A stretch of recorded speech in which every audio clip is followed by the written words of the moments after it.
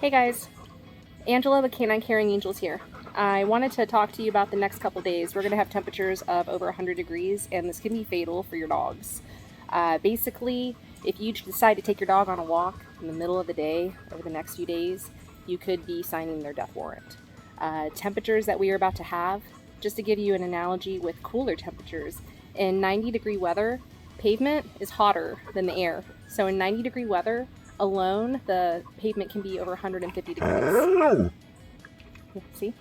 And in a car, if it's 90 degrees, you leave your dog in a car in less than 10 minutes, it's going to be over 110 degrees in the car.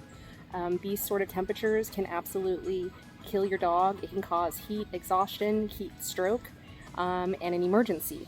So I want to talk to you about a few different things that will help you over the next few days keep your dog safe. So there's the pavement test. That's one thing you can do to see if it's okay to walk your dog outside. Take the back of your hand, stick it on the pavement. If you can hold your hand there for at least 7 seconds without it getting too hot, you should be okay for your dog to walk on it. But if your hand starts to burn and you have to pick your hand up, it's going to burn your dog's pads. It's very easy for it to happen. You can get something like Musher's Secret or some sort of a balm to put on your dog's pads to help protect them. But even with that, it still gets extremely hot. Imagine walking around barefoot on the pavement in 100-degree weather. Another thing I want to talk to you about are the dogs that are at risk for this type of weather. All the dogs are at risk, but the higher risk dogs are going to be senior dogs, puppies, dogs that are braciocephalic. So those are dogs with short snouts. A short snout is a dog like a boxer, a French bulldog, a Shih Tzu, a Pekingese. Any of the dogs with a short snout, basically when they breathe, it's like they're breathing through a straw already. That's already how life is for them. So when they're out and they're hot and they're trying to pant, imagine panting and trying to breathe through a tiny little straw. So those are the dogs that'll have trouble breathing the fastest, and they can have heat stroke or heat emergency.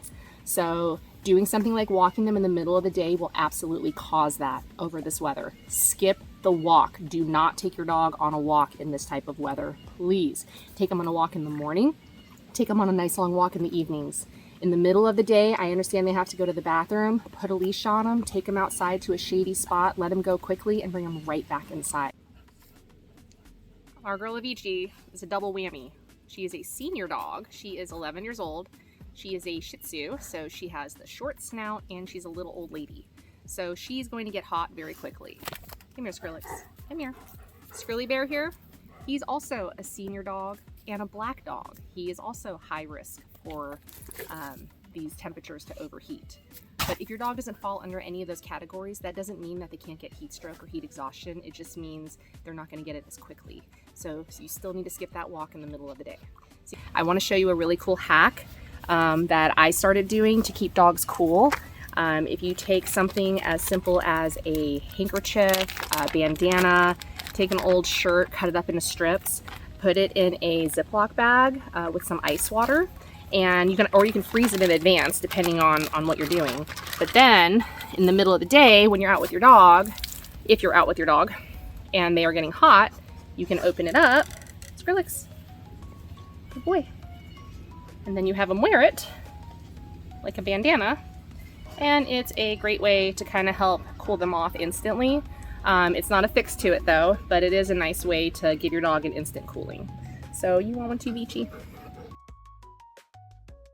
Warning signs are going to be if your dog's gums get bright red, if their drool gets very thick and slimy, thicker than it normally is. If you have a dog that drools a lot, you'll notice there's a difference. They can get weak, they can start to stumble. If they start to stumble or lose their balance, that's definitely a red flag. If they start to vomit or throw up or collapse, these are all signs your dog needs emergency treatment as soon as possible. Heat stroke can cause internal damage that takes longer to show up. So just because you cooled them off doesn't mean that they're not still cooking a little bit on the inside. You can get the bottom of them cool by putting cool water or a cool washcloth under their belly, their groin area, their pads, and like their neck. Not ice cold water, not freezing water. That can actually put them into shock. It needs to be gradual. Get them out of the sun, get them in the shade, and introduce them, to some cool water. But if they are not calmer and they're still panting heavily and it's a little bit out of the normal of how they would normally be after being outside, I would suggest you get them to an emergency vet right away. And I also would suggest that you know who your emergency vet is, because the last thing you want to do is have to take extra time, precious time, to figure out who that is and who to call in case of an emergency for your dog.